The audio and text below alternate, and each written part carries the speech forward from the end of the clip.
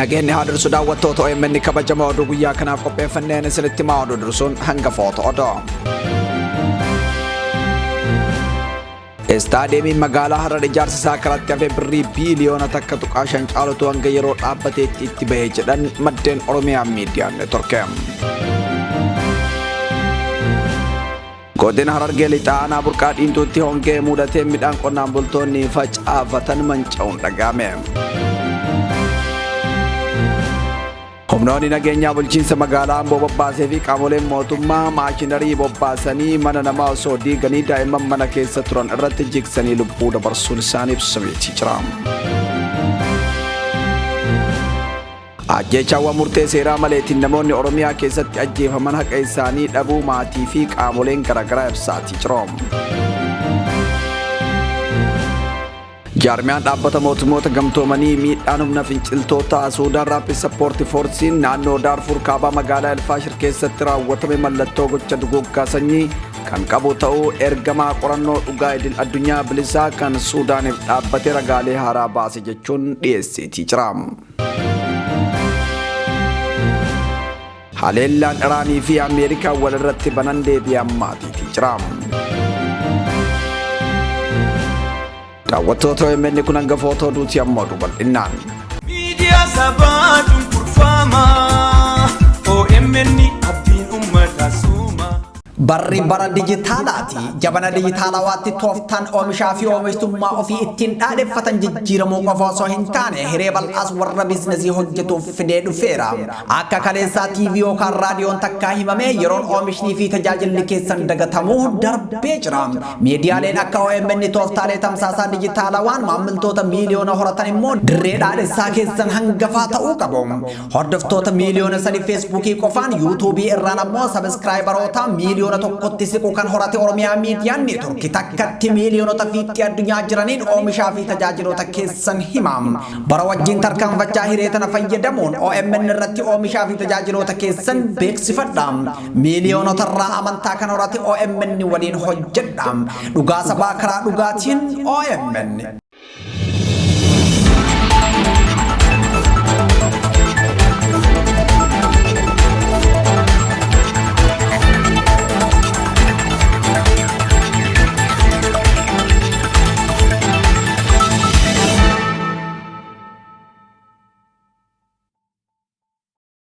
Istaadiyeemiin magaalaa Harar ijaarsa isaa karatti hafee birrii biiliyoona takka tuqaa shan caalutu hanga yeroo dhaabbateetti itti bahee jedhan maddeen OMN. Maddeen OMN magaalaa Harar ijaarsa istaadiyeemichaaf deeggarsa jedhamee hojjettoota mootummaa daldaltootaa fi kutaalee hawaasaa garaagaraarraa mallaqni guddaan walitti qabame akka ture ibsan. Istaadiyeemichi lafa hektaara 19 irratti ijaaramuuf akka ture eeranii dirree kubbaa miilaa malee iddoowwan daakkii bishaanii kubbaa kaachoo fi goloffii fardaa dabalatee kutaawwan hedduu akka qabu dubbataniitii jiru.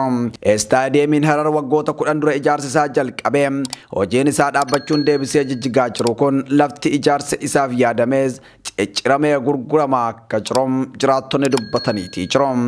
Jiraattonni dhimma istaadiyeemii kana qaama itti himannu dhabne jedhan mallaqni guddaan uummatarraa sassaabamee qaamni mootummaas baajetii itti qabatee birrii biiliyoona takka tuqaa shan caalaan erga itti bahee booda ijaarsa isaa gargar citee dhaabbatee hafuun akkaan isaan gaddisiisuu himaniitii jiru. Dhaabbata Afraatsiyoon jedhamutu hojjechiisaa ture kan jedhan maddeen baajata ijaarsaaf ramadamee dursee akka xumuramee otuu beekamu meeshaalee ijaarsaa guututti baasatee akka deemu taasifamuu dubbataniitii jiru. Godina Harargee lixaa aanaa burqaa dhiintuutti hongee mudatee midhaan qonnaan bultoonni facaafatan manca'uun dhagahameetii jira. Ragaalee dokumentii fi suuraawwan aanichaa OMN dhaqqaban gandoota hedduu keessatti midhaan ooyiruu keessatti facaafamee biqilee gurguddataa ture. Hongee hamaa mudateen deebisee manca'aa jiraachuu isaa agarsiisa. Uummanni oomishni jalaa manca'ee rakkoo hamaaf saaxilamuuf akka deemu ibsameetii jira. Rakkoon hongee kun gandoota hedduu akka miidhee dubbatameetii jira. Hawaasichaaf deeggarsi barbaachisan gamanumaan akka taasifamuuf qaamota dhimmi ilaaluuf waamichi dhiyaateetii jira. Oduu gara Amboo argannetti yoo ceenu humnoonni nageenyaa bulchiinsa magaalaa Amboo bobbaasee fi qaamoleen mootummaa maashinarii bobbaasanii mana namaa osoo diiganii daa'imman mana keessa turan irratti jigsanii lubbuu dabarsuun isaanii himame. Inspektar olaanaa Abdataa Dassoo mucaan isaanii manni irratti jigee lubbuun darbuu biyyatu beekaa jedhan. Humnoonni nageenyaa mootummaa fi qaamoleen mootummaa maashinarii manicha diigaa turan manni daa'imman keessa turan irratti jigee lubbuu dabarsuun akkuma baraniin baqatanii deemu hima.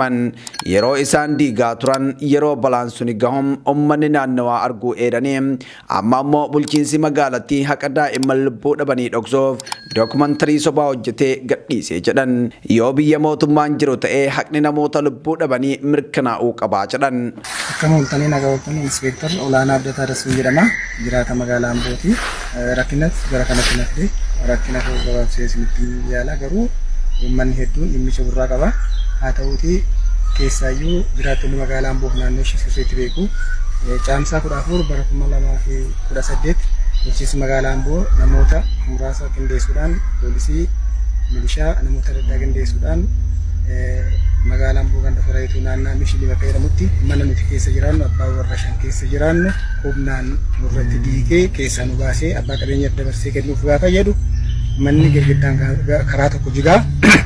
Karaa tokko gaafa jigu mucayyoo amma mucaa koo agartan amartii Abdataa jedhamti ishii dabalatee Alamii Lammaa kan jedhaman battalatti girgiddaan irratti kufee ukkaamamanii gaafa du'an poolisiin marsee ture milishaan marsee ture gaafa isaan kufanii ukkaamamanii gaafa du'an dhukaasa solee dhukaasaniit kan singarramu sana booda rasaasa dhukaasanii baqatanii gaafa baqatanii namni waan du'eefi itti gaafatamummaa waan dhufeef itti gaafatamuu baqachuudhaaf jecha maal godhe kantiibaan magaalaa ofis baasuudhaaf namoota achirratti hirmaatanis baasuudhaaf bilisa baasuudhaaf maal godhe dookumantarii hojjete. Dookumantariin hojjete maal inni milishaa walitti qabaniif battalatti jechuudha. Milishaa uffata irraa baasisanii sibiilitti uwwisanii hawaasa fakkeessanii yaada kennisiisanii. Yaadni isaan kennan maal inni bakki sun bakka hawwataadha, bakka magariisaati, bakka nama hawwatudha waan ta'eef, bakka bashannanaati waan ta'eef otoo achi taa'anii irratti jige malee qaamni nageenyaa mana diigee hin jiru jedhanii yaada kennisiisan. Kanaaf inni kun maal inni obbaasuudhaaf jechuudha. Maal ta'ee mucaan koo Yesuusii Ambootti awwaalamte indagana bulchiinsi magaalaa Amboo kantiibaan magaalaa Amboo poolisii magaalaa Amboo akkasumas abbaan alangaa magaalaa Amboo mucaa koo dhugaashii Amboo keessatti awwaalanii kan jechuudha. Dhugaan mucaa kooti immoo bara fuulduraatti waaqayyoo jedhe hin baa dhugaan hin baa. Dhugaan hin qallatti malee hin cittu. Dookumentariitti achirratti dhaabbanii dookumentariin gara hawaasaattis gadi bu'ee naannaa filannoo keessa sababa filannootiin akka magaalaa Ambootti ajandaa ta'ee dhimmi kun ka'ee jira jechuudha. Hawaasa qabsiisanii. Hawaasni immoo dhimmicha hin beeku sirriitti. Hawaasni dhimmicha sirriitti hin beeku. Kanaaf ammas komishiniin poolisii Oromiyaa, waajjirri abbaa alangaa Oromiyaa qaamoleen dhimma kana qulqulleessanii seeratti dhiyeessuudhaaf aangoo qaban tuttuqaa poolisii magaalaa fi bulchiinsa magaalaa Amboo fi abbaa alangaa Ambootiin alatti namoota qaama addaa ana abbaa dhimmaa fi abbootii dhimmaa fi uummata wajjin dhimmicha naa qulqulleessanii seeratti akka naa dhiyeessan kabajaan nan gaafadhaa. Uummanni viidiyoo kana ilaaltan sheer gochuudhaan jaakootiif sagalee naa ta'a galatoomaa uffadhaa. Bulchiinsi magaalaa Amboo yakkicha keessaa harka qaboo keessaa hobbaasuuf tibbana dookumantarii hojjetee karaa marsaa hawaasaa isaa gadhiise. Manni sun diigamaa turuu hin haalle bulchiinsi magaalaa Amboo. Manichi diigamaa akka ture gidduutti yeroo gabaabaaf diigumsi dhaabbatee akka ture sanuma gidduutti girgiddaan cinaan isaa diigamee nama irratti kufu dubbatan warri bulchiinsi magaalattii ragaa baatota jedhee dookumantarii isaa keessatti dubbise. Ragaa baatota jedhee warri dubbise warri manicha keessa jiraataa turan ganama keessaa bahan jedhu. Kan manni irratti jigee lubbuu dhaban immoo warruma mana sana keessa jiraataa turan ta'uu ragaan OMN argate ni mul'isa. Jiraattonni OMN dubbises bulchiinsi magaalaa Amboo yakka dalagamee keessaa of baasuuf dookumantarii sobaa hojjetee gadhiisee jedhan. Namoonni naannawa sana turan taatee ture ijaan argan manicha osoo diigamaa jiru jiraattota naannichaa irratti kufuu dubbatu. Erga balaan suni ga'ee booddee warri balaa geessise ni baqatee jedhan. Humnoonni nageenyaa bulchiinsa magaalattii manicha yeroo diigamu balaa yeroo ga'u arganii bakka sanii siqanii turan deebi'anii akka waan hin beeknetti dhufuu himan jiraattonni. Bulchiinsi magaalaa Amboo yakka raawwatee jalaa miliquuf yaalee dadhabnaan haqa dabsuuf dookumantarii sobaa qindeeffatee dhufe jedhanii eeqaatii jiru. Ajjechaawwan murtee seeraa maleetiin namoonni Oromiyaa keessatti ajjeefaman haqa isaanii dhabuu maatii fi qaamoleen garaagaraa himaatii jiru. Namoonni siyaasaa Oromoo fi qaamoleen garaagaraa murtee seeraa maleetiin Oromiyaa keessatti ajjeefaman kanneen akka Haacaaluu Hundeessaa, Battee Urgeessaa, Mo'emoon Baqqalaa, Abdul Jabbaar Huseen, Abbootii Gadaa Karrayyuu dabalatee namoonni kuma hedduun lakkaa'aman haqa isaanii hin arganne. Ajjechaa namoota nagaa irratti raawwate kanaaf mootummaan yakkamtoota yeroo seeratti dhiyeessus hin mul'atu. Gama biraatiin ajjechaawwan kana hunda duuba mootummaan harka qabaachuu ragaaleen ni mul'isu. Ajjechaawwan qindaa'an namoota nagaa irratti raawwataman hedduun hibboo deebii hin qabne ta'ee hafeetii jira. Maatiin wareegamtootaa fi qaamoleen garaagaraa haqni namoota ajjeefamanii akka bahu gaafataatii jira. Oduu maddeen alaarraa argannetti yoo ceenu jaarmiyaan dhaabbata mootummoota gamtoomanii miidhaan humna finciltootaa Suudaan Rapid Support Force naannoo Daarfur kaabaa magaalaa El Faashir keessatti raawwatame mallattoo gocha duguggaa sanyii kan qabu ta'uu ergama qorannoo dhugaa idil addunyaa bilisaa kan Suudaaniif dhaabbatee ragaalee haaraa sabsaabeen ibseetii jira. Kanaafis yoo tarkaanfiin ariifachiisaan hin fudhatamne taateen ammeenyaa wal fakkaataan magaalaa El Obeid irrattis mul'achuu akka danda'u akeekkachiise.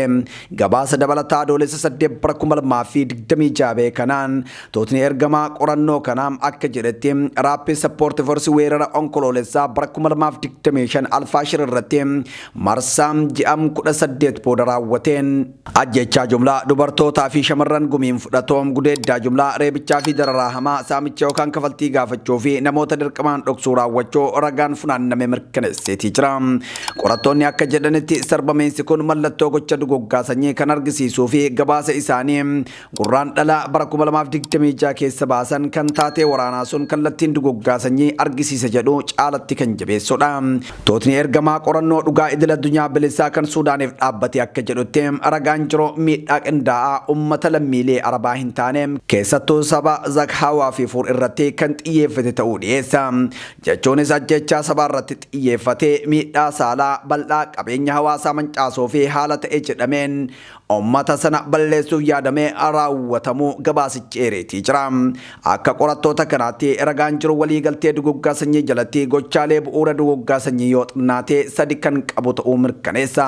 Gochaalee miidhaa qindaa'aa fi ummata sanyii Arabaa hin taane lafa irraa haquuf waamicha ummataan taasifamu irraa yaadni duguggaa sanyii qofaan akka sababaa fi yaada madaalawaatti itti fudhatama. Sarbabiinsi wal fakkaataan kun bakka biraattis babal'achuu akka danda'u akeekkachiisa. Tootni ergamaa gamtaa mootummootaa kun haala magaalaa El Obeid yookaan Kordofan kaabaa keessa jiru irratti qorannoo ariifachiisaa eegaluu beeksiseetii jira. Ragaalee Rapid Support Force waraana walitti qabaa jiru xiyyaarota nammaleessaa waraanaa fi siviilota irratti balaa saaxiluu dhiyeesseetii jira. Obeid bakka yakka itti aanuu ta'uu hin qabdu kan jedhan qorattoonni kun jiraattota nagaa baraaruuf gargaarsi namoomaa akka dhaqqabu gochuuf warra miidhaa raawwatan irratti gaafatama gochuuf tarkaanfii ariifachiisaan akka fudhatamullee gaafataniitii jiru. Oduu Iraanii fi Ameerikaatti yoo ceenu haleellaan Ameerikaa fi Iraan wal irratti banan ammas deebi'ee hammaatee jira. Biyya Doonaald Tiraamp Ameerikaan halkan lama keessatti xiyyeeffannoowwan 170 rukutuu himte. Kuni haleellaa marsaa lammataa Ameerikaan Iraan keessatti sa'aatii 48 darban keessatti raawwatteedha. Pirezidaantiin Ameerikaa Doonaald Tiraamp waliigalteen dhukaasa dhaaboo dhumateeraaf jechuun hooggantoonni Iraan saabaphoo simbirroo goodoo simbirroota kaanii keessatti killee buustum jechuun arrabse. Walga'ii neetoo irratti hirmaachuuf Turkii kan jiru pirezidaantiin Ameerikaa Doonaald Tiraamp ammas Iraan irratti haleellaa hamaa raawwachuuf akka jiru gaazexeessitootatti beeksisee jira. Pirezidaantiin Ameerikaa Doonaald Tiraamp Iraan waliigaltee wal hubannoo waraana kana dhaabuuf waxabachii darbe mallattaa'ee sarbitee jirti jechuu isaa BBC'n gabaasee jira. Ministeerri dhimma alaa Iraan Abbaas Araachiin akkas jechuun X irratti Tiraampiif deebii barreesse. Nuti arrabsoo badaa naamusa hin taaneen deebii hin deebisnu garuu sodaa takka malee gootummaadhaan gochaan deebii kennina jedhe. Ameerikaa fi Iraan erga waxabajjii 17 waliigaltee wal hubannoo waraana kana dhaabuuf jedhame mallatteessanii haleellaa kibxata darbee halkan wal irratti irratti raawwatan isa hamaadha. Waliigaltee qabxii 14 of keessaa qabu sana keessatti dhukaasni guyyoota 60 akka dhaabbatu eerameetii jira. Yeroo dhukaasni dhaabbatu kana keessatti ulaan Hormuz banamuun dooniiwwan nagaadhaan keessa akka darbanii fi Ameerikaan qoqqobbii Iraan irra keessee turte akka kaastum akka qabxii ijootti taa'eetii jira. Tiraamp osoo koraneetoo irra jiru wayita waa'ee waliigaltee kanaa gaafatamu dhumateeraaf cidheetii jira. Kana booda jara waliin mari'achuu hin barbaadu isaan sababoo nagaa hin qabanii ni dhukkubsatu natti fakkaata namoota balaafamoo fi akkaan hammeenya qabanidha jechuun jibbaa Iraaniif qabu ibsee Doonaald Tiraamp. Nuti waliigaltee humnaa ni mari'annaa isaan ammoo miidiyaatti ba'anii homaa dhimma kanarratti hin dubbanne jedhu. Rakkoo wayii qabu simbira goodoo simbirroota kaanitti hanqaaqxuudha. Gama kiyyaan obba'ee jira jedhe. Akka BBC'n gabaasetti Tiraamp koraneetoo duram dhimma marii Iraanii fi Ameerikaa irratti wayita yaada kennu. Kanneen Ameerikaa bakka bu'an yoo barbaadan marii itti fufuu danda'u. Garuu akkanumaan yeroo gubuu ta'a jedhee ture. Yaada Tiraamp kanaaf aangawoonni olaanoo Iraan hedduun deebii kennaniitii jiru. Gorsaa olaanaa hoogganaa olaanaa Iraan kan ta'e Ali Akbar haleellaa Ameerikaan raawwatuuf atantamaan akka deebiin kennamu ibseetii jira. Itti aanaan ministeera dhimma alaa Iraan Kazim Garibaabadii yaada Tiraamp kennaa jiru. Jabiinsa isaa osoo hin kuufatin imaammata isaa mul'isaa. Imaammanni isaa kan tarkaanfii humnaa qoqqobbii fi doorsaa irratti hundaa'ee waggootaaf turuun amma kufaatii keessa galuu mul'isee jira jedhe. Imaammanni kun hundoom Iraaniin hin jilbiiffachiisne jedhe qondaalli Iraan kun. Iraan bakka bu'uun Ameerikaa waliin kan mari'atan keessaa tokko kan ta'an dubbi himaan paarlamaa Iraan Muhammad Baaqir Gaalibaaf Ameerikaan qoqqobbii boba'aa Iraan irraa kaastee turte deebisuu fi dhimmoota kanneen akka haleellaa kibba Iraanitti raawwachuuf haala Iraan holaa Hormuz irratti mijjeessaa jirtu gufachiisuun waliigaltee cabsitee jirti jechuun himate. Barri doorsisaa fi humnaan cabsuuf yaaluu darbeera eessaanuu nama hin ga'u nuti of duuba hin deebinu jechuun haleellaan Ameerikaa homaa akka hin buusne ibseetii jira. Tole daawwattoota OMN kabajamoo oduun guyyaa kanaaf qopheeffannee kana gammaa daawwattanii qophiileen Oromiyaa miidiyaa neetworkii afanitti fafoo gama kootiin turtii gaarii.